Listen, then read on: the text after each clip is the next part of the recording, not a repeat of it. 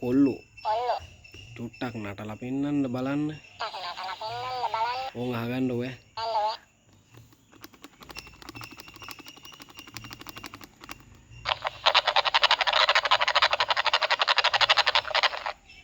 කොහොමද අපේ කොල්ලගේ වැඩ?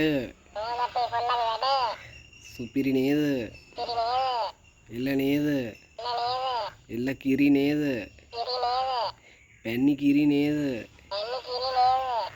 පැණි කිරි තිබ්බොත් අපි දෙන්න කමුද? රහයිනේ. යකෝ රහ වෙන්න ඉතින් ගෙනාවේ නෑනේ බං බොරුවට මේ රහයි ගන්න එපා බූරුවෙක් වගේ.